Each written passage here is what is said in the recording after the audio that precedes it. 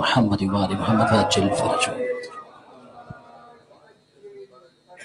تمام شہدائے اسلام اور بالخصوص ان دنوں جو عظیم ترین شہداء اللہ کی بارگاہ میں پہنچے، ان سب کے ایصال ثواب اور بلندی درجات کے لیے، اور بالخصوص آج رات جن مرحومین اور ہمارے بزرگوں کے ایصال ثواب کے لیے اس مجلس کا انعقاد کیا گیا ہے، ان تمام کی نیت سے خصوصاً سید ریاض حسین ولد سید محمد حسنین محمد حسین، فریدہ فیاض بنت سلطان مانیکیہ، سید خوشنود فاطمہ بنت سید صغیر زیدی، سید عشرت حسین عابدی ولد سید عطرت عابدی، ان سب کے ایصال ثواب بلندی درجات، اور ہم سب جتنے یہاں پر موجود ہیں وہ سب کے مرحومین کے ایصال ثواب کے لیے مل کر ایک دفعہ سورہ فاتحہ اور 3 بار سورہ اخلاص کی تلاوت فرمائیں۔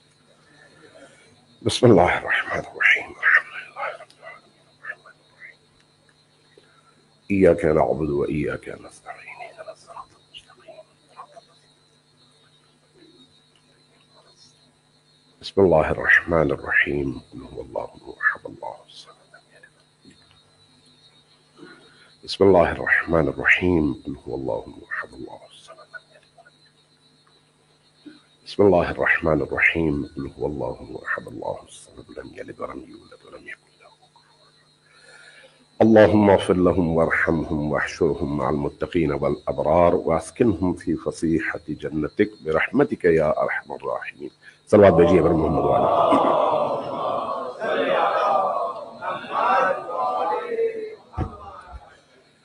أعوذ بالله من الشيطان اللعين الرجيم، بسم الله الرحمن الرحيم، الحمد لله رب العالمين بارئ الخلائق أجمعين، والصلاة والسلام على جميع الأنبياء والمرسلين، سيما من سمي في الآفاق بأحمد وفي الأرض بأبي القاسم محمد،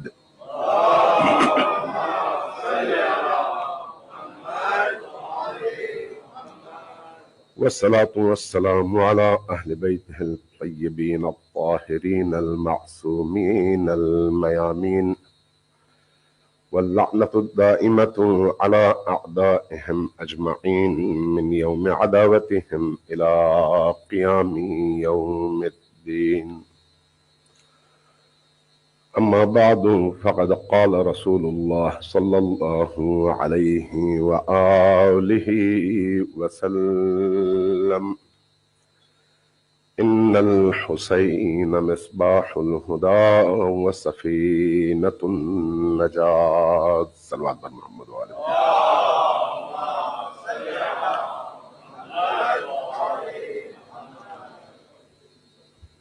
محرم الحرام سر پر ہے اور ہم آہستہ آہستہ محرم کی طرف بڑھ رہے ہیں، اور آج کی یہ مجلس سفیر حسین حضرت مسلم بن عقیل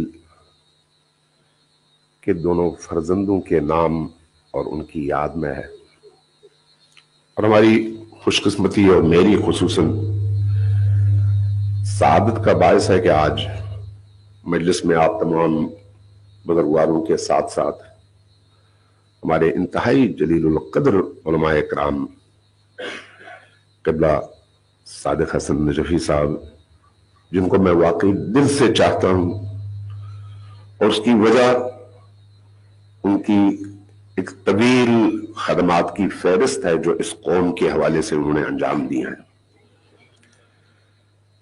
اور اسی طرح سے میرے برادر مکرم عزیز اور بزرگوار جناب مولانا ابو القاسم رضوی صاحب، جنہوں نے اس ملک میں اور اس ملک کے گوشہ و کنار میں مکتب اہل البیت کی ترویج میں نہایت نمایاں کردار ادا کیا ہے، تو ہمارے لیے باعث برکت ہے کہ دونوں بزرگوار یہاں پر ہوں۔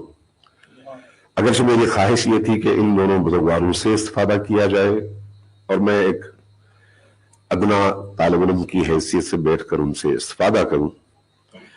मैं क़िबला साद हसन साहब की मौजूदगी में और क़िबला अबुल कासिम रज़वी साहब की मौजूदगी में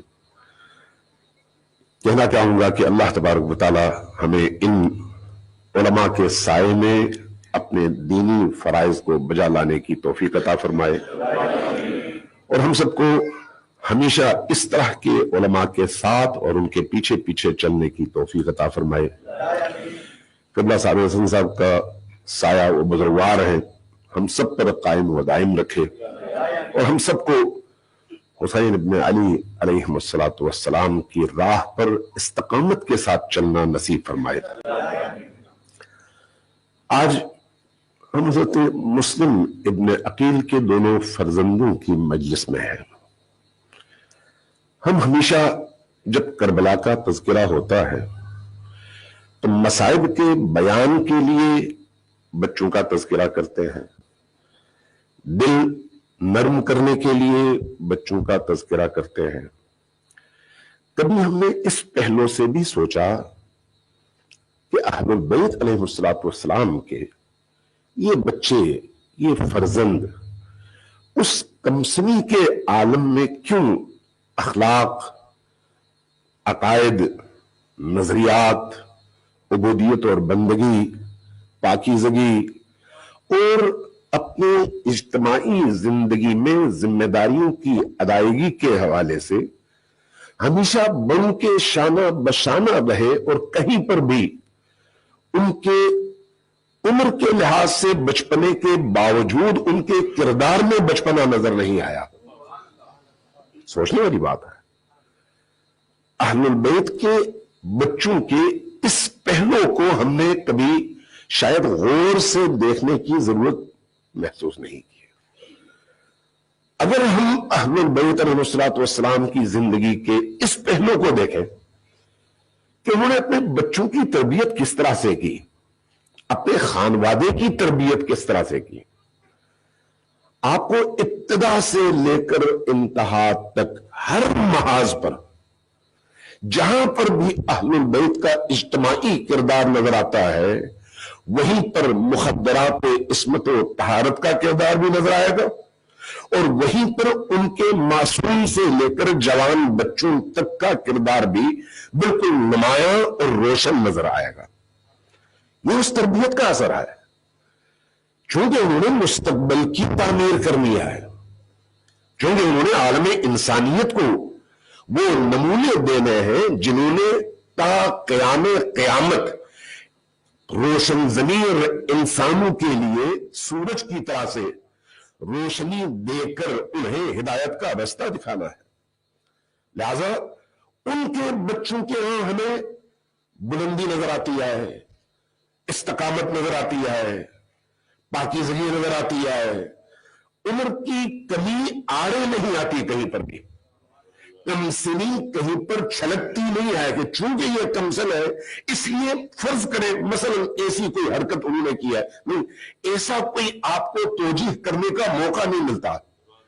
बल्कि जहां पर भी आप देखते हैं उनके बच्चे भी वही किरदार नजर अदा करते हुए नजर आते हैं जो किरदार एक बड़ा बालिग, बाशऊर राहबर और रहनुमा अदा कर रहा होता है।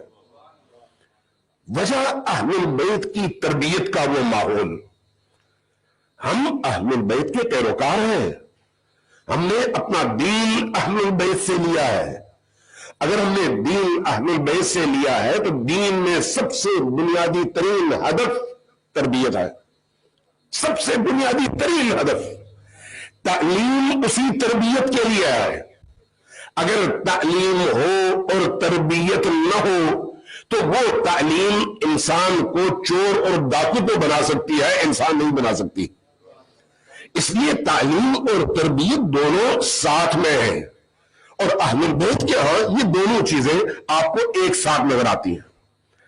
आप मुबाहिला के मैदान में देखें, नबी करीम के साथ अहलुल बैत की वो खातून भी नजर आती है जो उसवे अमल है, उसवे नमूना है।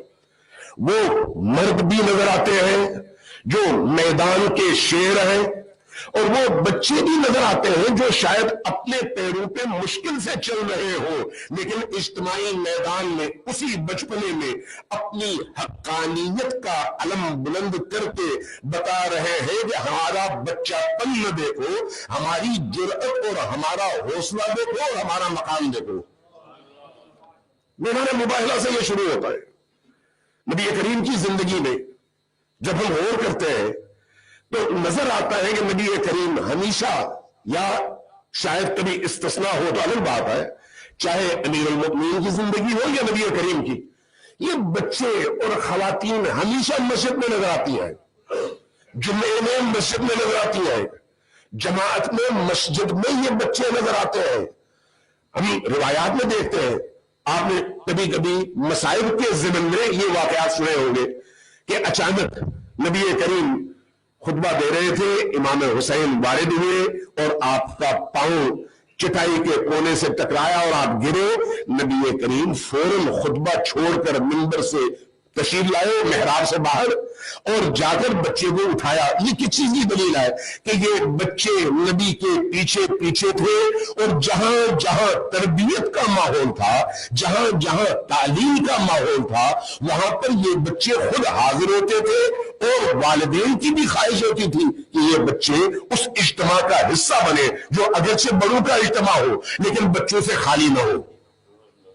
عملی طور پر اس کا ثبوت آپ نے یہ واقعات سنے ہیں کہ امام حسن اور امام حسین نبی کریم کی نماز کے موقع پر آپ کی پشت پر سوار ہوتے، آپ کی گردن پر چڑھتے، اور نبی کریم اپنے سجدوں کو طولانی کرتے، بتاتے کہ ان بچوں کا مقام کیا ہے۔ لیکن اس کے ساتھ دوسرا پیغام یہ بھی تھا کہ یہ بچے اہل مسجد تھے، اہل اجتماع تھے، اور بڑوں کے ساتھ شانہ بشانہ ہر معاملے میں شامل تھے۔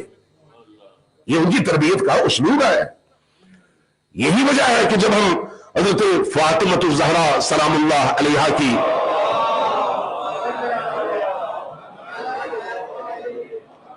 زندگی کو دیکھتے ہیں تو ہمیں تاریخ میں ملتا ہے کہ بی بی مسجد سے خود تشریف فرما ہوتی، واپس گھر آ کے جب گھر آ چکی ہوتی تو یہ بچے آتے اور بچے آ کر ایک منبر بناتے، منبر پر چڑھتے، اور جو کچھ نبی کریم سے مسجد میں سنا ہوتا وہ سارا کچھ اپنی والدہ ماجدہ، والدہ گرامی کی خدمت میں اسی انداز میں بیان کرتے جس طرح سے نبی کریم نے محراب میں بیان کیا تھا۔ یعنی یہ بچے صرف تماشائی کے طور پر مسجد پہ نہ جاتے۔ میں یہاں پر امام حسن اور امام حسین کی امامت اور ان کے معنوی درجات کو سامنے نہیں رکھ رہا، بلکہ ایک بچے کی حیثیت سے معاشرے کے اندر ان کے کردار کو پیش کرنے کی کوشش کر رہا ہوں۔ اس پر غور کرنے کی ضرورت ہے، چونکہ وہ چیز ہم سب کے لیے اور ہمارے بچوں کے لیے وہ نمونہ عمل ہے کہ اگر ہمارے بچے اس راہ پر چلے تو حقیقی معنوں میں کربلائی اور حسینی بچے بنتے ہیں۔ لہذا آپ دیکھیے کہ یہ بچے جب مسجد سے واپس آتے تو اس طرح سے نبی کریم کی کاپی کرتے، اور حضرت زہرا سلام اللہ علیہا بھی سنتی اور سن کر ان کی حوصلہ افزائی فرماتی۔ بعض روایات میں ہے کہ نبی کریم کے خطبے کے اختتام پر جب یہ بچے آئے، اور خصوصاً امام حسین علیہ السلام کے حوالے سے کہ جب آپ نے منبر بنایا اور اس پر چڑھے اور گفتگو کرنے لگے تو زبان لڑکھڑانے لگی۔ اپنی والدہ گرامی سے فرمایا کہ لگتا ہے کوئی بڑا مجھے سن رہا ہے۔ پردے کے پیچھے امام علی علیہ السلام سن رہے تھے۔ یعنی ان بچوں کے شعور کا لیول بھی دیکھے اور اہل بیت کی تربیت کا اسلوب بھی دیکھے۔ جو لوگ شکایت کرتے ہیں کہ بچے مسجد کی فضا کو، امام بارگاہ کی فضا کو آلودہ کر دیتے ہیں، شور مچاتے ہیں، اس لیے ان کو نہ لے کر آئے، ان کے لیے یہ عرض کر رہا ہوں کہ بچے انہی مسجدوں اور امام بارگاہوں میں آئیں گے تو کل آپ کی خدمت بھی یہی بچے کریں گے، اور اگر آج نہیں آئیں گے تو کل آپ کے جنازے کو کندھا دینے والا کوئی نہیں ملے گا۔ اگر آپ نے اپنے مستقبل کی حفاظت کرنی ہے تو اپنے حال کی حفاظت کریں، اور آپ کا حال آپ کا بچہ ہے۔ آپ کا بچہ، میں جتنے عرصے سے یہاں پر ہوں میں دیکھ رہا ہوں یہاں پر کوئی 4 بندے مجھے نظر آتے ہیں. ایک ہمارے وہ اصغر مصطفیٰ صاحب ہیں, کامران بھائی کبھی کبھی جب آتے ہیں تو ان کے بچے ساتھ آتے ہیں, اور وہ ہمارے فیروز بھائی ہیں ان کا بیٹا ساتھ آتا ہے. اسی طرح سے شیخ محبوب صاحب ہے ان کا بیٹا. آج میں دیکھ رہا ہوں کچھ اور مؤمنین اپنے بچوں کو لے کر آئے, مجھے خوشی ہو رہی ہے. لیکن یہ سوال میرے ذہن میں کیوں اٹھ رہا ہے؟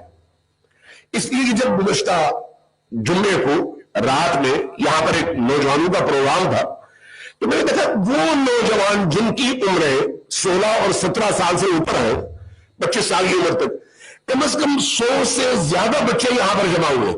نوجوان کیوں جمع ہوئے؟ اس لیے کہ آپ نے ایک پلان کیا, ان کے لیے پروگرام رکھا اور ان کی دلچسپی کا سامان فراہم کیا. وہ آئے, ان کا اس فضا میں آنا خود اپنی جگہ غنیمت ہے. چاہے بچیاں ہوں یا بچے, ان کا اس فضا میں آ کر 2 گھنٹے 3 گھنٹے گزارنا خود غنیمت ہے. لیکن آپ کے اجتماعات میں وہ بچے کیوں نہیں نظر آتے؟ آپ کی نمازوں میں وہ بچے کیوں نہیں نظر آتے؟ آپ کے جنازوں میں وہ بچے کیوں نہیں نظر آتے؟ آپ کی نماز جماعت میں وہ بچے کیوں نہیں نظر آتے؟ آپ کی عزاداری میں بالعموم وہ بچے, ان میں سے شاید 5% بھی نہیں ہے یہاں پر اس وقت, کیوں نہیں نظر آتے؟ اس کی وجہ یہ ہے کہ بچپنے میں آپ نے ان کی انگلی پکڑ کر مسجد اور امام بارگاہ تک لے جانا سکھایا نہیں ہے. جب آپ اس بچپنے کی عمر میں ان پر توجہ نہیں دیں گے تو پھر اس عمر میں آ کر وہ آہستہ آہستہ آپ کی مسجد سے, آپ کی امام بارگاہوں سے دور ہوتے چلے جائیں گے, اور جیسے جیسے عمر ڈھلتی چلی جائے گی وہ بھی اس معاشرے کے اندر ڈھلتے چلے جائیں گے. عزیزان گرامی, یہ ایک زہریلا معاشرہ ہے. تنفس, سانس جب آپ لیتے ہیں تو اس کے ذریعے سے بھی اخلاقی زہر آپ کے اندر جاتا ہے. جب آپ آنکھ کھول کر دیکھتے ہیں تو آپ کے موبائل سے لے کر ٹی وی اسکرین تک, اور گاڑی میں بیٹھ کر جب آپ سڑکوں پر چلتے ہیں تو وہاں پر بھی جہاں بھی آپ کی نگاہ پڑتی ہے زہر ہے جو آپ کی نگاہوں کے ذریعے سے آپ کے وجود میں داخل ہوتا ہے. اور ہماری بدقسمتی یہ ہے کہ اتوار کے دن 2 گھنٹے بچوں کو سنڈے اسکول بھیجنے کے بعد ہم بڑے خوش ہو جاتے ہیں کہ ہم نے اپنے بچوں کو اسلامی اسکول میں 2 گھنٹے ہفتے میں پڑھایا ہے. باقی جو 7 دن مسلسل ہر طرف سے اخلاقی, ہر طرف سے مادی, تینوں کی یلغار ہے, اس یلغار سے بچانے کے حوالے سے ہم نے کیا کیا؟ کیا ہمارے گھروں میں ہم اپنے بچوں پر اتنی توجہ دے پاتے ہیں کہ ان کو ایک پاکیزہ وہ فضا مہیا کر سکیں جہاں پر وہ جب سانس لیں تو ان کے اندر نبیت داخل ہو؟ کیا ہمارے گھروں کی فضا میں قرآن کی تلاوت گونجتی ہے؟ کیا ہمارے گھروں کی فضا میں دعا کی تلاوت گونجتی ہے؟ یا خود اتوار یا منگل کی رات جب آپ یہاں پر آتے ہیں تو 50 بندے زیادہ سے زیادہ بیٹھے ہوتے ہیں. کیا ہماری پوری سوسائٹی اور پوری کمیونٹی اتنی ہی ہے؟ صرف اتنی نہیں, اتنی نہیں ہے. اتنی بڑی تعداد میں, اب باقی لوگوں سے میں سوء ظن نہیں کرتا, لیکن اگر میں بہت زیادہ حسن ظن سے کام لوں تو کتنے % لوگ ایسے ہیں ہم میں سے جو اپنے گھروں میں اپنے بچوں کی معنوی تربیت کے حوالے سے اتنے کانشیس اور اتنے حساس ہیں کہ ان کے اندر باہر کے جو اثرات جاتے ہیں ان کو ان ایام اور ان اوقات میں ہم صاف اور پاک کرنے کی کوشش کرتے ہو. آپ اپنی گاڑی پر اپنے بچوں کی نسبت زیادہ توجہ دیتے ہیں. یہ میں دعوے سے کہتا ہوں, اگر کسی کو برا لگے تو اپنی زندگی میں جھانک کر دیکھ لیں. آپ اپنی گاڑی کتنی دفعہ دھوتے ہیں مہینے میں؟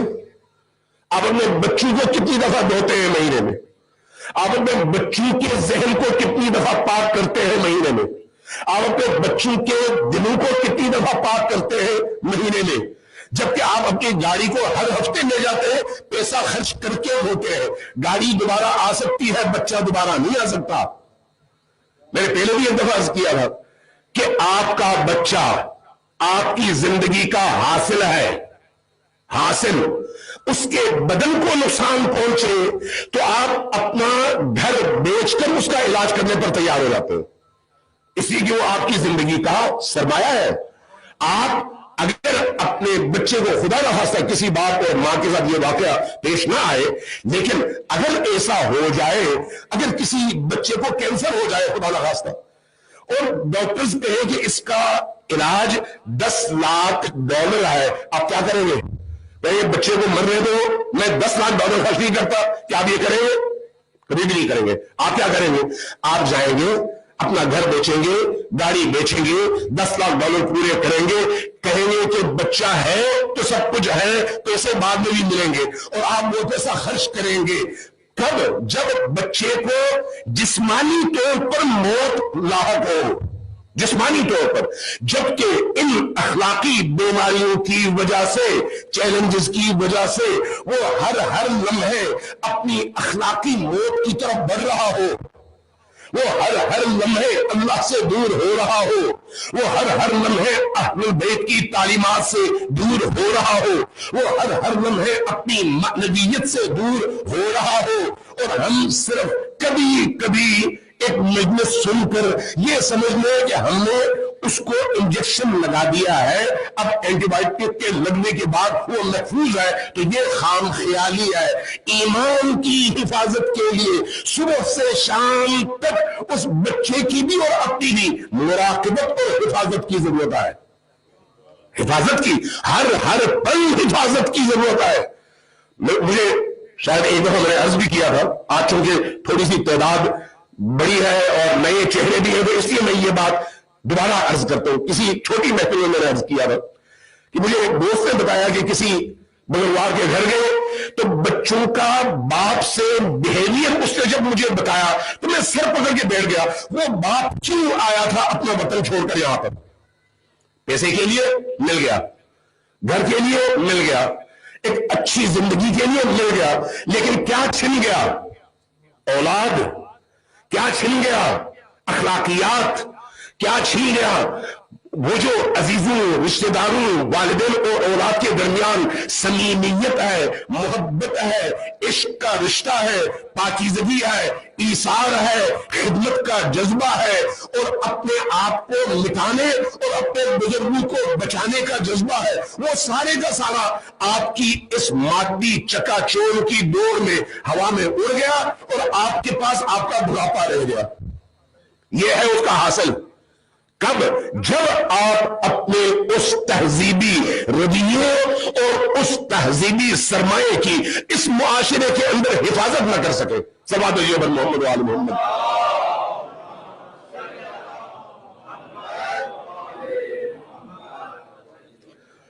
میں جب ایک روایت میں نے پڑھی کہ نبی کریم صلی اللہ علیہ وآلہ وسلم نماز میں تھے،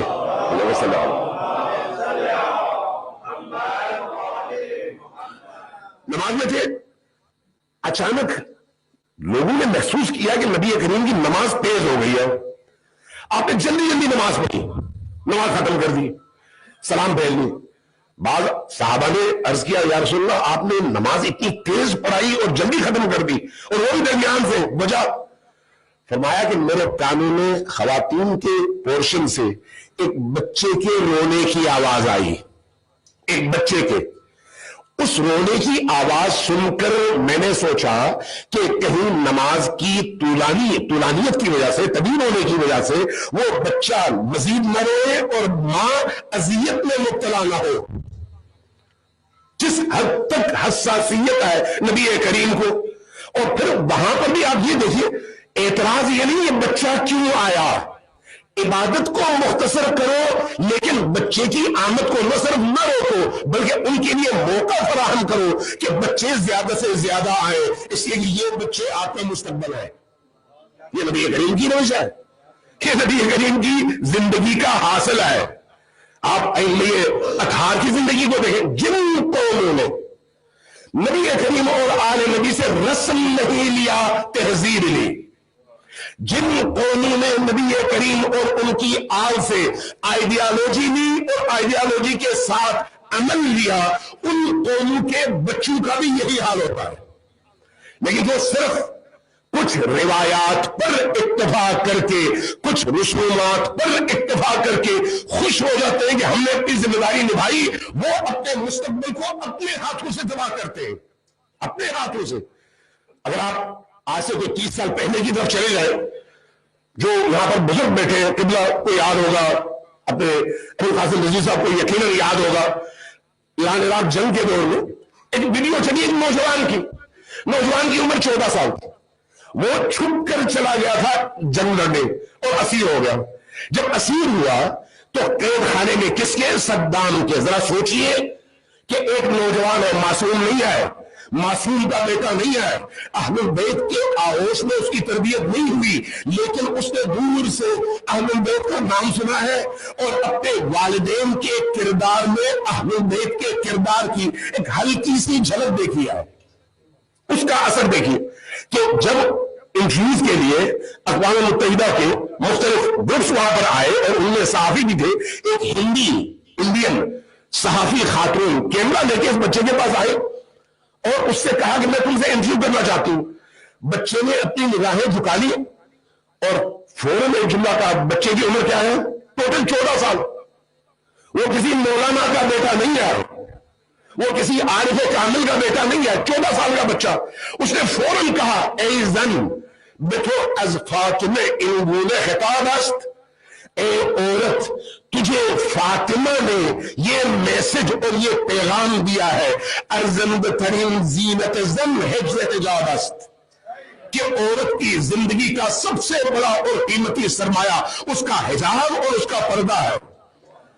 وہ مسلمان نہیں تھی عورت، شرعی اور فقہی طور پر یہ بچہ بھی شاید بالغ نہ ہو اور اس پر لازم بھی نہیں تھا کہ اس کو پردے پر مجبور کرے، لیکن فقہ کی بلندی اور روح کی بلندی دیکھیے کہ وہ بچہ غلط کو وہاں پر بھی اور صدام جیسے ڈکٹیٹر کے جیل میں اور اس تناؤ کی فضا میں بھی اپنا فریضہ نہ صرف ڈھونڈتا نہیں ہے بلکہ اپنے ویلیوز کی طرف دعوت بھی دیتا ہے اور اس سے بات کرنے کے لیے تیار بھی نہیں ہوتا کہ تم جب تک پردہ کر کے نہیں آؤ گی میں تم سے ہم کلام نہیں ہوتا. یہ کیا ہے؟ یہ اہل البیت کی اسی تربیت کا نتیجہ، قرآن کی تربیت کا نتیجہ.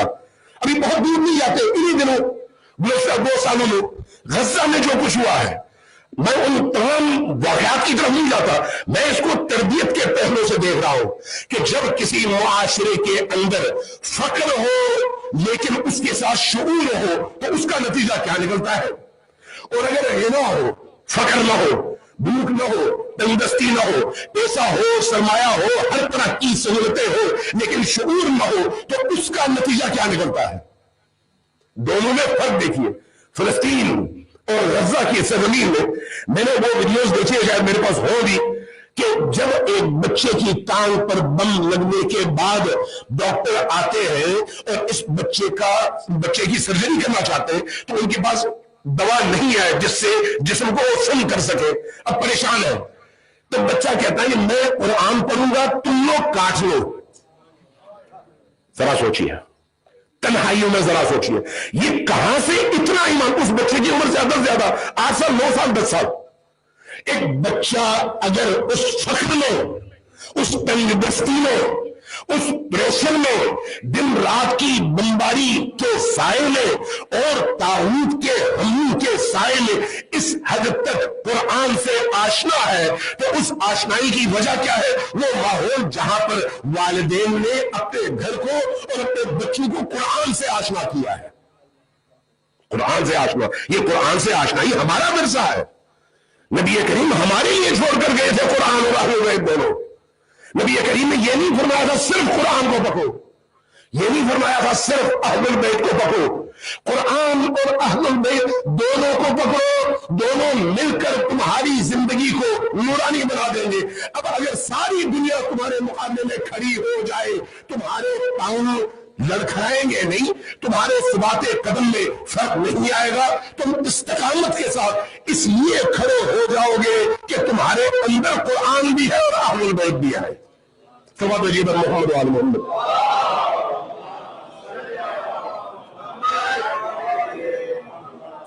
دوسری طرف ایک بچی کی ویڈیو میں نے دیکھی، میرے پاس ابھی موجود ہے، زیادہ سے زیادہ 4 سال کی بچی ہوگی، زیادہ سے زیادہ.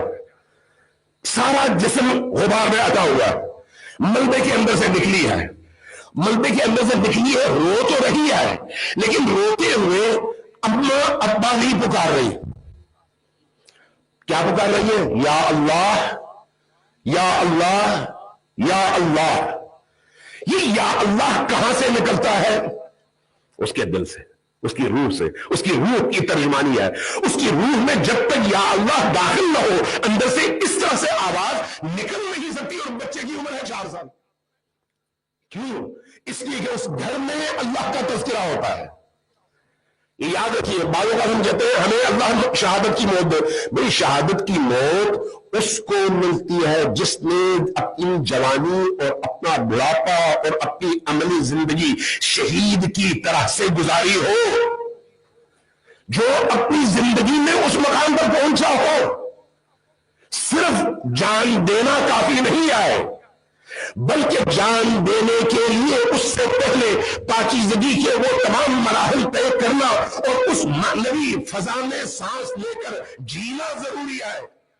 جو کچھ ہمارے اندر جاتا ہے چاہے وہ حرام کا ہو یا حلال کا، وہ ہمارے اندر ہماری خصوصیات کو، ہماری عادات کو، ہماری زندگی کے چال و چلن کو ترتیب دیتا ہے، تشکیل دیتا ہے. اس لیے اپنے بچوں کی تربیت کے حوالے سے، جوانی کی تربیت کے حوالے سے میں بزرگوں سے بھی عرض کروں گا، جوانوں سے بھی عرض کروں گا، خدا را اپنا مستقبل بچائیں، اپنا مستقبل بچائیں، بچوں پر توجہ دیں. اب بھی آپ روز ان کو اسکول تو لے کر جاتے ہیں. اسکول جب لے کر جاتے ہیں تو کیا آپ گاڑی میں صبح جاتے ہوئے اگر آپ کو قرآن یاد نہیں ہے تو کیا کوئی ایک سی ڈی، کوئی ایک ایسی ایپلیکیشن جس کے ذریعے سے قرآن کی آواز خود گاڑی کے اندر گونجتی رہے اور بچہ قرآنی صورتوں سے آشنا ہوتا رہے، تاکہ اسی آنے جانے میں کم از کم آدھا گھنٹہ آپ کا جانا، کم از کم آدھا گھنٹہ واپس آپ کا آنا گاڑی کے اندر رہتا ہے. اس کے ذریعے سے کیا آپ اپنے بچے کو کم از کم بھی قرآن کی آخری صورتیں حفظ نہیں کروا سکتے؟ کروا سکتے ہیں، بڑی آسانی سے کروا سکتے ہیں. میں یہاں پر جب دیکھتا ہوں بعض بچے بہت اچھا پڑھتے ہیں تو واقعی روح سے اندر سے ان کے لیے دعا نکلتی ہے. اور بعض بزرگوں کو جب دیکھتا ہوں کہ سامنے بالکل واضح ترین آیات کو بھی صحیح طور پر نہیں پڑھ سکتے تو پھر دل سے تکلیف محسوس کرتا ہوں. کیوں؟ اس لیے کہ ان بچوں کو وہ ماحول ان کے بزرگوں نے عطا کیا لیکن ان بزرگوں کو ان کے بڑوں نے شاید وہ ماحول عطا نہیں کیا. یہ مجھ پر ڈیپینڈ کرتا ہے، یہ آپ پر ڈیپینڈ کرتا ہے، یہ آپ کے انہی مراکز پر ڈیپینڈ کرتا ہے. ان مراکز کو، امام بارگاہوں کو، مسجدوں کو حقیقت میں تربیت گاہ ہونا چاہیے، جہاں پر جب بچہ داخل ہو اور واپس نکلے تو داخل ہونے سے پہلے اور واپس نکلنے کے بعد میں فرق آپ محسوس کر سکیں. آپ کو اندازہ ہو کہ 1 مہینہ اگر یہ بچہ کسی ایسی فضا میں سانس لے کر نکلا ہے تو اس کے کتنے عظیم اور معنوی اثرات اس بچے پر مرتب ہوئے ہیں. لہذا قرآن کریم کی طرف آئیے. یہ جو ہم قرآن کی آیات پڑھتے ہیں، اذ بعث فیہم رسولا منہم یتلو علیہم آیاتہ ویزکیہم ویعلمہم الکتاب والحکمہ، جب اس ضمن میں اسی طرح کی متعدد آیات ہیں، الفاظ میں بعض چھوٹے بڑے اختلافات کے ساتھ، مفہوم وہی ہے کہ انبیاء کی آمد کا مقصد ہی یہی ہے کہ انسانوں کا تزکیہ کیا جائے. اور تزکیے کا مطلب کیا ہے؟ تزکیے کا مطلب یہ ہے کہ ان کے اندر سے گندگی کو نکال کر پھینک دیا جائے، گندگی کو نکال کر پھینک دیا جائے. تزکیہ صفائی کرنے کے معنی میں ہے، پاک کرنے کے معنی میں ہے. زکا، زے، کاف، یہ جو ہے یہ مختلف فارمز میں استعمال ہوا ہے. آپ عربی میں جب کسی جانور کو قربان کرتے ہیں قربانی کے دنوں میں، تو جو جانور ذبح ہونے کے بعد ایک طرف اس کو رکھ دیا جاتا ہے اس کو کہتے ہیں مزکا. کیوں؟ اس لیے وہ پاک ہو گیا. جب آپ اس کو ذبح کرتے ہیں تو اس کے اندر سے نجس خون نکل جاتا ہے اس ذبح کے عمل کے نتیجے میں. جب وہ نجس خون نکل جاتا ہے تو جانور ہو جاتا ہے پاک. اب آپ نے اس کی گردن اور کٹے ہوئے اعضاء کو دھو لیا، اب اگر اندر کوئی خون ہے تو وہ پاک ہے. یہ ہے مزکا. انبیاء اور ائمہ کا کام یہی ہے کہ ان کے پیچھے چلنے والوں کو مزکا بنائے. مزکا بنائے. مزکا کس طرح سے بنائیں گے؟ ذبح کر کے. کیا بدن کو ذبح کر کے؟ نہیں، اندر کی خواہشات کو ذبح کر کے، اندر کی نجاستوں کو باہر نکال کر، حیوانیت کو باہر نکال کر، حیوانی عادات کو باہر نکال کر، حیوانی تقاضوں کو باہر نکال کر. اور اس کے لیے آپ نے قرآن کریم میں جو اصطلاح دیکھی ہے وہ کیا ہے؟ یزکیہم. جب تک اندر سے تزکیہ نہ ہو اس وقت تک قرآن دم کر کے پانی میں ملا کر ان کو پلا دے اثر نہیں ہوگا. اس لیے یہ اندر نجاست موجود ہے، اندر سے نجاستوں کا پاک کرنا ضروری ہے. اور یہ انبیاء کا کام ہے، یہ اولیاء کا کام ہے، یہ ائمہ اطہار کا کام ہے. اور ائمہ اطہار و انبیاء نے یہ رستہ ہمیں بتایا ہے کہ ان مراکز میں آنے کا سب سے بڑا جو فائدہ ہے وہ ہے ہی یہی کہ یہاں پر تزکیہ ہو، تزکیہ، یہاں پر پاکیزگی کا پیغام آئے، یہاں پر صرف ہماری خواہشات پوری نہ ہو، یہاں پر صرف ہمارے چسکے پورے نہ ہو. یہاں پر آنے کے بعد حقیقتاً ہم اہل البیت کے قدموں کی دور تک پہنچ سکے تاکہ ہمارا وجود اسی طرح سے نورانی ہو جس طرح سے ان کے قدموں کی خاک نورانی ہے. صلوات دیجیے محمد و آل محمد.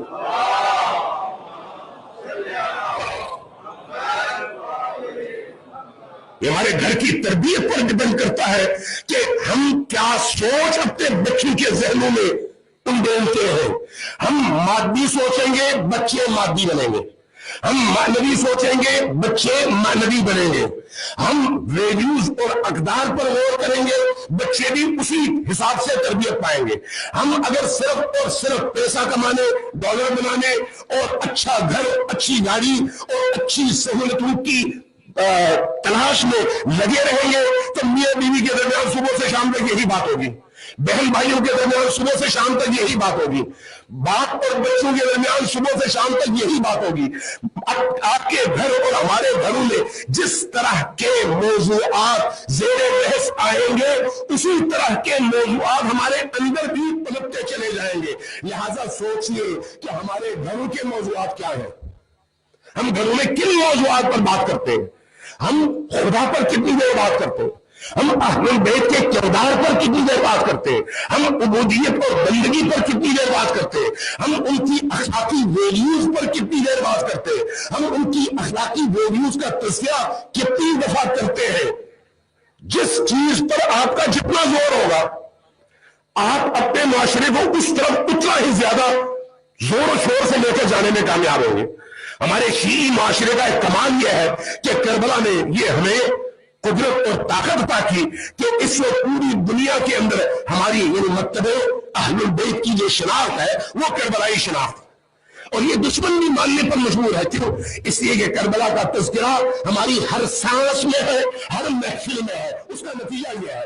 لیکن کیا صرف یہی کافی ہے کہ ایک شخص کربلا کا تذکرہ تو کرے، کربلا والوں سے عشق تو کرے، کربلا کی سیاحتوں کو تو دہرائے، لیکن کربلا کی پاکیزگی کا تذکرہ نہ ہو، کربلا والوں کے کردار کا جو نقش اور اثر ہمارے معاشرے، ہمارے گھروں، ہماری نفسیات، ہماری افکار، ہماری سوچوں پر ہونا چاہیے وہ ہمارے گھروں میں نہ ہو تو پھر یہ تربیت ناقص ہے. ایک پہلو ہے، دوسرا پہلو نہیں ہے. یہ جو باڈی ہے اسی باڈی سے سیکھنا چاہیے. تربیت ہمگیر ہوتی ہے، ہمجہت ہوتی ہے. یہ جو بدن ہے تربیت کے نتیجے میں 5 کلو کا بچہ 50 کلو کا بن جاتا ہے. تربیت کے نتیجے میں اگر وہی بچہ جو تربیت پاتا ہے ہر طرح کی اس کو متوازن خوراک جب ملتی ہے تو اس کا بدن بڑھتا ہے. اگر کسی بچے کو آپ دیکھیں گے اس کے باقی سارے بدن کے حصے تو برابر نشو نما پا رہے ہیں لیکن ایک بازو نشو نما نہیں پا رہا تو نتیجتاً آپ دیکھیں گے وہ ناقص ہے. ایک ٹانگ اگر نشو نما نہیں پا رہا تو نتیجتاً آپ دیکھیں گے وہ لگا رہا ہے. اگر سر کی تربیت باقی بدن کی تربیت کی نسبت سے نشو نما اس کی زیادہ ہو اور باقی بدن نارمل ہو تو پھر وہ بچہ ایک نارمل بن جاتا ہے. یہی کیفیت روح کی تربیت کی ہے. روح کی عیناً یہی کیفیت ہے. اگر روح کی تربیت کرنی ہے تو ہمجہت کرنی ہے، دین کے حوالے سے بھی دنیا کے حوالے سے بھی. کوئی یہ نہیں کہتا کہ دنیا حاصل نہ کرے، جو یہ کہتا ہے وہ اہل بیت کی روش سے بے خبر ہے۔ اہل بیت کہتے ہیں دنیا بھی اسی طرح حاصل کرو جس طرح سے دین حاصل کرتے ہو، لیکن کبھی بھی اپنے دین کو دنیا پر قربان نہ کرو۔ دنیا حاصل کرو دین کے لیے، دنیا حاصل کرو اپنی آخرت کے لیے، دنیا حاصل کرو اس کے ذریعے سے انسانی معاشرے کی خدمت کر سکو، دنیا حاصل کرو اپنے بچے کو دوسروں کے مقابلے میں احساس کمتری کا شکار نہ ہونے دو، دنیا حاصل کرو اس کے ذریعے سے اپنے معاشرے کے وہ ذوالحال طبقات کی مدد کرنے کے لیے۔ یہ ساری چیزیں دنیا کے حصول کا مقصد ہے، جہاں خود وہاں پر دوسرے بھی۔ لیکن اگر دنیا کا حصول میں مقصد بن جائے اور امام بارگاہ خالی ہو، دنیا کا مقصد حصول کا مقصد زندگی کا ہدف بن جائے لیکن مسجدیں خالی ہو، آپ کی مجالس میں جتنے لوگ آتے ہیں اتنے جمعے میں نہیں آتے، جمعے میں جتنے لوگ آتے ہیں وہ دعاؤں کی محفل میں نہیں آتے، دعاؤں کی محفل میں جتنے لوگ آتے ہیں وہ مغرب کی یا عشاء کی نماز میں یا صبح کی نماز میں اتنے لوگ نہیں آتے، یعنی کم سے کم ہوتی چلی جاتی ہے تعداد۔ کیوں؟ اس لیے کہ وہ متوازن تربیت جو ہماری زندگی کا ہدف ہونا چاہیے وہ نہیں ہے۔ پوچھو کیوں ایسا ہے تو جواب کیا ملتا ہے؟ بڑی مصروف زندگی ہے، بڑی مصروفیت ہے۔ آج کیسے مصروفیت نہیں ہے؟ محرم میں کیسے مصروفیت نہیں ہوتی؟ مصروفیت سب کی ہوتی ہے۔ یہ جو مصروفیت کا بہانہ ہے، بڑی بزی زندگی ہے، یہ ایک طرح سے چوٹ ہے خدا اہل بیت پر۔ کیا اہل بیت سارے لوگ تھے؟ سوچ سکتے ہیں آپ، کائنات کی مصروف ترین ہستیاں، ان کی زندگی کا ہم و غم دنیا اور دین دونوں ہیں، لہذا جہاں دنیا کے حصول کی ضرورت تھی یہودی کے باغ میں کام کرنے کی مثالیں نہیں ملتی ہے، اور جہاں آخرت کی ضرورت تھی اور معنوی تربیت کی ضرورت تھی وہاں پر راتوں کو جاگ جاگ کر عبودیت، بندگی، گریا اور ندبہ کی کیفیت بھی ملتی ہے۔ دونوں کو ساتھ لے کر چلنا، یہ ہے اہل بیت کا شیوا اور اہل بیت کی زندگی کا نمونۂ عمل۔ آج حضرت مسلم، ذرا سوچیں، حضرت مسلم کو اپنے بچوں سے محبت نہیں تھی؟ مدینہ میں چھوڑ کر نہیں آ سکتے تھے؟ کیوں لے کر گئے؟ آپ کے 5 بچے ہیں، 5 بچے، ان میں سے 2 کو ایک روایت کے مطابق لے کر گئے ہیں، کیوں؟ اور وہ باقی 3 بھی وہ بھی تو چھوڑے جا سکتے تھے۔ اس لیے کہ مدینہ میں باقی جتنے بھی خاندان کے لوگ باقی رہے، جس بھی عذر کی وجہ سے یا جس بھی حکمت کی وجہ سے، وہ محفوظ تو تھے۔ تو حضرت مسلم خود شہید ہوئے کافی نہیں تھے، اپنے ساتھ 2 بچوں کو لے کر گئے۔ ان 2 بچوں کی عمریں کیا ہے؟ ابھی بالغ بھی نہیں ہوئے، نابالغ بچے ہیں، لیکن اجتماعی جد و جہد میں جہاں انفرادی عبودیت اور بندگی میں والدین کے ساتھ نہیں ہیں بچے، وہیں پر اپنی اجتماعی جد و جہد میں بھی والدین کے ساتھ ہیں یہی بچے۔ لہذا جب کوفہ لے کر آتے ہیں تو وہاں پر یہ نہیں دیکھتے کہ اگر میرے ساتھ کوئی ایسا ہو سکتا ہے واقعہ تو پھر یہ بچے کیا کریں گے، نہیں، زندگی کا ہدف اتنا بلند ہے کہ اس ہدف تک پہنچنے کے لیے صرف یہ 2 بچے نہیں، بیوی اور باقی 3 بچے بھی قربان کرنے پڑے تو خوش دلی سے تبسم کے ساتھ قربان کیا جاتا ہے۔ اس لیے حضرت مسلم میں عقیل کی شہادت ایک فرد کی شہادت نہیں ہے بلکہ پورے کنبے کی شہادت ہے، پورے کنبے کی۔ اور حضرت مسلم میں عقیل نے بھی جو شہادت دی اس میں اکیلے نہیں ہوئے، 2 بچے بھی، زوجہ بھی بعد میں 1 سال کے بعد کربلا کے، اور آپ کے 3 بچے جو کربلا والوں کے ساتھ تھے وہ بھی کربلا میں۔ سوچنے کی ضرورت ہے کہ ان بچوں کو، آج چونکہ حضرت مسلم کے بچوں کی بات ہو رہی ہے اس لیے میں انہیں پر فوکس کر رہا ہوں کہ اگر حضرت مسلم اس طرح سے اپنے بچوں کو لے کر نکلتے ہیں تو جہاں ہماری شاعری میں، ہمارے مرثیوں میں، ہمارے لوحوں میں، ہمارے ماتم میں ان بچوں کی مظلومیت کا تذکرہ ہے، وہیں پر وہ جو خالی جگہ ہے اس کو بھریے، ان کی ہمت، ان کے استقامت، ان کی جدوجہد اور ان کا وہ جو پیغام ہے تمام عالم کے تا قیامت آنے والے بچوں کے نام کہ اگر جینا ہے تو مسلم کے بچوں کی طرح سے جیو، ان کو بھی زندہ رکھے، اس پہلو کو بھی۔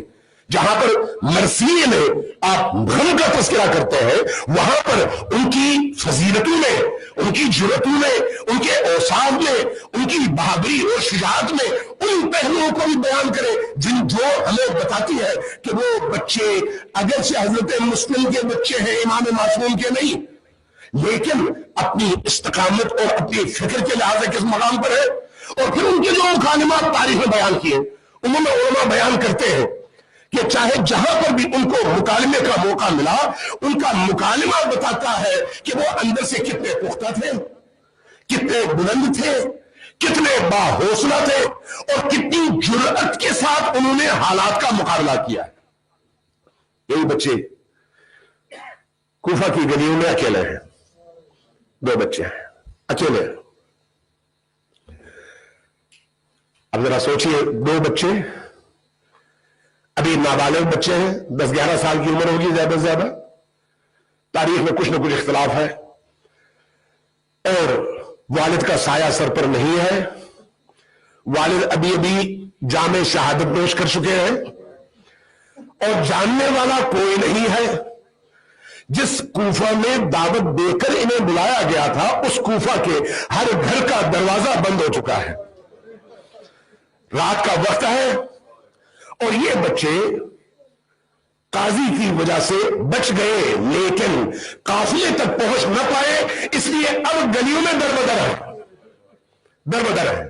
اس دربدری کی کیفیت میں جب ایک دروازے کے پاس جاتے ہیں تو دیکھتے ہیں بوڑھی خاتون ہے. سلام جواب کے بعد, بچوں اس موقع پر یہ گلیاں سنسان ہے, تو وہ معصوم بچے کہاں سے آئے ہو؟ جی بی بی, ہم مسلم میں عقیل کے بچے ہیں, اور جلدی سے اندر لے کر چلی جاتی ہے. تمہیں نہیں معلوم کہ تمہارے پیچھے لشکر اشقیاء کے سپاہی مارے پھر رہے ہیں؟ ہاں ہمیں معلوم ہے, بس آج رات کی پناہ چاہیے, اللہ صبح ہم نکل جائیں گے. یہ بچے کمرے میں جاتے ہیں, ایک دوسرے سے گفتگو کرتے ہیں. وہ خاتون جتنا ہو سکتا ہے ان بچوں کی مدد کرتی ہے. تاریخ میں کچھ نے کچھ لکھا ہے, کچھ نے کچھ لکھا ہے, لیکن جو یقینی صورت بن سکتی ہے وہ یہ ہے کہ حارث داخل ہوتا ہے تھکا ہارا, شوہر ہے یا داماد ہے اپنی جگہ داخل ہوتا ہے, اور جب پوچھتی ہے یہ خاتون کہ کہاں سے ہانپ کانپ کر آ رہے ہو, 2 بچے جیل سے مفرور رہے ہیں. ان بچوں کو تلاش کرنے نکلا تھا, اس لیے کہ ابن زیاد نے ان کی قیمت لگائی تھی, سر کی قیمت, کہ 1000 درہم دوں گا, تو اس لیے میں مارا پھر رہا تھا, بچے نہیں ملے. اب خاتون ڈرتی ہے, ان بچوں تک سن پہنچتی ہے. یہ بچے ایک دوسرے سے لپٹ کر اندھیرے میں سوئے ہوئے لیٹے ہوئے ہیں. اچانک آدھی رات کو ایک بچہ بلند ہوتا ہے, نیند سے اٹھتا ہے, دوسرے کو جگاتا ہے, بھیا میں نے خواب میں دیکھا کہ رسول کریم موجود تھے, امیر المؤمنین موجود تھے, حضرت زہرا سلام اللہ علیہا موجود تھی, اور میں نے دیکھا ہمارے بابا مسلم میں عقیل بھی موجود تھے. جب رسول کریم نے ہمارے بابا سے پوچھا کہ بیٹا مسلم اپنے بچوں کو نہیں لے کر آئے, تو ہمارے بابا نے کہا کہ یا رسول اللہ بس وہ کل پہنچنے والے ہیں. بھیا لگتا ہے آج ہماری زندگی کی آخری رات ہے. اب یہ دونوں بچے یہ مکالمہ کر رہے ہیں, اور کان میں آواز پہنچتی ہے حارث کی. وہ فوراً اندر آتا ہے, دیکھتا ہے, پوچھتا ہے تم وہ کون ہو؟ یہ بچے شرعی اصولوں کو جانتے ہیں, اس لیے کہتے ہیں کہ کیا ہمیں جان کی امان دو گے اگر ہم بتائیں گے ہم کون ہیں؟ ہاں تمہیں امان حاصل ہے. کہ ہم رسول اللہ کے گھر کے بچے ہیں, ہم امیر المومنین کے بچے ہیں, ہم حضرت مسلم میں عقیل کے بچے ہیں. اچھا تم ہی ہو؟ پکڑتا ہے, باندھتا ہے, اور تاریخ بتاتی ہے کہ صبح ہوتے ہی اپنے غلام اور بیٹے کو لے کر فرات کے کنارے پہنچتا ہے, اور غلام کو حکم دیتا ہے کہ جاؤ ان کے سر قلم کر لو. بچے کیا کہتے ہیں؟ بچے کہتے ہیں تم ہمیں ابن زیاد کے پاس لے جاؤ, وہ اگر کہے تو وہیں پر ہمیں مار دینا, لیکن یہاں پر تم نہ مارو. کہتا ہے نہیں, میں نے انعام لینا ہے اور تمہارا سر لے کر جانا ہے. غلام سے کہتا ہے جاؤ دریا کے کنارے اور ان کا سر کاٹ لو. اب غلام ان بچوں کو لے کر دریا کے کنارے آتا ہے. جیسے ہی تلوار بلند کرتا ہے بچے اس کے چہرے کو دیکھتے ہیں اور کہتے ہیں اے غلام تمہارا چہرہ تو بلال سے مشابہ ہے، فوراً تلوار رک جاتی ہے. پوچھتا ہے تم کیسے جانتے ہو بلال کو؟ کیا تمہیں نہیں معلوم ہم کون ہیں؟ نہیں معلوم، ہم اسی بلال کے آقا محمد الرسول اللہ کے نواسے اور ان کی اولادوں میں سے ہیں، ان کے گھر والوں میں سے ہیں. جیسے ہی یہ سنتا ہے تلوار پھینکتا ہے اور دریا میں کود جاتا ہے. یہ روایت بتاتی ہے. اب اس کے بعد بیٹے سے کہتا ہے جاؤ تم ان کو مارو. یہ جوان آتا ہے، لیکن جب اس کو پتا چلتا ہے کہ یہ تو حضرت مسلم کے بچے ہیں، اور بچے کہتے ہیں اے جوان کیا تمہیں اپنی جوانی پر رحم نہیں آتی؟ قیامت کے دن ہمارے جگ کو کیا منہ دکھاؤ گے؟ کیا تم اپنا چہرہ دکھا سکتے ہو رسول اللہ کو کہ تمہیں دیکھے اور وہ معاف کر دے؟ جیسے یہ بات سنتا ہے فوراً وہ بھی تلوار چھوڑتا ہے، بھاگ نکلتا ہے. اب حارث خود آتا ہے، ان بچوں کے سر قلم کرنے کے لیے تلوار اٹھاتا ہے. جب تلوار اٹھاتا ہے تو بچے پہلے تو اس سے التجا کرتے ہیں ہمیں نہ مارو، لیکن جب وہ مصر ہوتا ہے تو بچے کہتے ہیں کہ پھر ہمیں 2 رکعت نماز تو پڑھ لے دو. نماز پڑھ لیتے ہیں، اجازت ملتی ہے. جب نماز پڑھ لیتے ہیں تو اس کے بعد اب ایک عجیب فضا راویوں نے بیان کی ہے. اب چھوٹا بھائی کہتا ہے کہ حارث اگر مارنا ہے تو پہلے مجھے مارو، اس کو نہیں. دوسرا بچہ بڑا آگے بڑھتا ہے، نہیں ہے حارث اگر مارنا ہے تو پہلے مجھے مارو. اسی گفتگو میں پکڑتا ہے اور ایک کر کے ایک کی نگاہوں کے سامنے دوسرے کا سر کاٹتا ہے. میں کہوں گا مسلمانوں، قرآن اور اہل بیت کو تو تم لوگ مانتے تھے، قرآن کے دستور کو تو مانتے تھے، رسول کریم کی احادیث کو تو مانتے تھے. رسول کریم نے جانور کی نگاہوں کے سامنے بھی دوسرے جانور کو ذبح کرنے سے منع کیا تھا. تم نے حضرت رسول کی اولادوں کو ان کی آنکھوں کے سامنے مارنا شروع کر دیا. ایک بھائی کی نگاہوں کے سامنے دوسرے بھائی کا سر کاٹا. جیسے ہی تلوار کا وار ہوتا ہے دونوں بچوں کے لاشیں اٹھا کر دریا میں پھینکتا ہے تو ایک روایت بتاتی ہے کہ یہ دونوں لاشیں تیرتے ہوئے ایک دوسرے کے قریب آئی اور ایک دوسرے سے جڑ گئی. اب یہ دونوں سر لے کر ابن زیاد کے دربار میں پہنچا.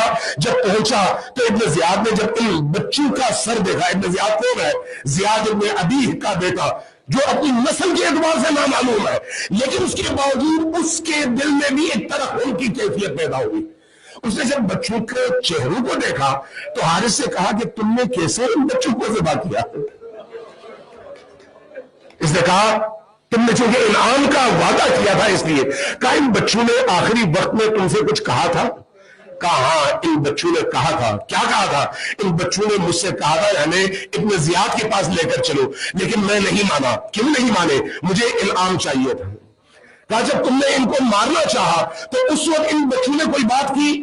کہا کہ ہاں ان بچوں نے ہاتھ اٹھا کر ایک دعا کی تھی کہ اللہ تمہیں اس عمل کی وہ سزا دے کہ تم عبرت کا نشانہ بن جاؤ. تو ابن زیاد نے بھی یہی کہا، غلام کو کہا کہ اس کو پکڑو، لے جا کر اسی جگہ مارو جہاں پر اس نے ان 2 بچوں کو مارا ہے. یہ بچے اس طرح سے بارگاہ رسالت میں پہنچے اور عاشور کے بعد 1 سال کے بعد میں سلام کروں گا ابا عبداللہ الحسین کو. یا ابا عبداللہ الحسین، آپ کی کتنی عظیم قربانیاں ہیں، کتنی عظیم قربانیاں ہیں. مسلم کے بچوں کو لوگوں نے احترام دیا، مسلم کے بچوں کو لوگوں نے گھروں میں پناہ دی، مسلم کے بچوں کے قاتلوں کو وہیں پر انہی قاتلوں نے سزا دی. لیکن آپ کے بچوں کی مظلومیت کتنی بڑی مظلومیت ہے. آپ کی سکینہ کی مظلومیت کیسی مظلومیت ہے. سکینہ رو رہی تھی اور تماچے بھی کھا رہی تھی.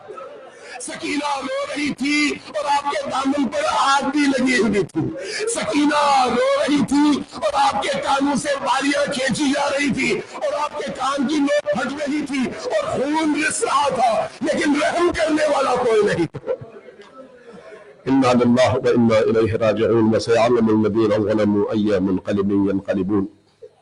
نسألك اللهم وندعوك باسمك العظيم الاعظم الأعز الأجل الأكرم يا الله يا الله يا الله يا الله يا الله يا الله يا الله يا الله يا الله يا الله يا رحمن يا رحيم يا مقلب القلوب ثبت قلوبنا على دينك. خدایا میں آج دعا اس لیے کروا رہا ہوں کہ بعد میں دعا کی توفیق نہیں ملے گی کیونکہ مجلس ختم ہو چکی ہوگی، ماتمداری ہو چکی ہوگی، اور یہ ایام دعا کے ایام ہے، مکتب تشیع کے حوالے سے رسم کے نہیں رزم کے ایام ہے۔ اللہ تبارک و تعالیٰ آج کی اس مجلس کے صدقے میں جہاں جہاں علی والے خیبر کے معرکے میں موجود ہیں اور دشمنان خدا کے سامنے صف آ رہا ہے، یا اللہ بحق سید الشہداء انہیں کامیاب فرما، ان کی نصرت فرما، ان پر اپنی رحمت نازل فرما، دشمن کو نیست و نابود فرما، بارگاہ امت مسلمہ کے دلوں کو آپس میں جوڑ دے، بارگاہ حسینی روح امت مسلمہ میں بیدار فرما، بارگاہ امام زمان کے ظہور میں تاجیل فرما، بارگاہ میں ان کے آوان و انصار میں شمار فرما، بارگاہ ان کے ظہور سے پہلے اس دنیا میں جہاں جہاں ان کے شیدائی ان کے عاشق ہیں ان کو کامیابی فتح و نصرت عطا فرما، بارگاہ اس معرکے میں تیرے وہ بندے میدان عمل میں ہیں جو اس پوری 8 ارب کی دنیا میں پاکیزہ ترین لوگ ہیں، با ایمان ترین لوگ ہیں، حسینی ترین اور کربلائی ترین لوگ ہیں۔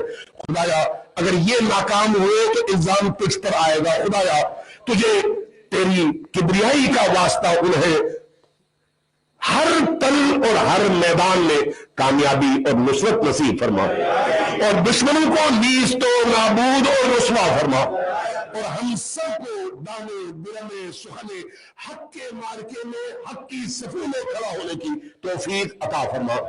ماتم حسین یا حسین۔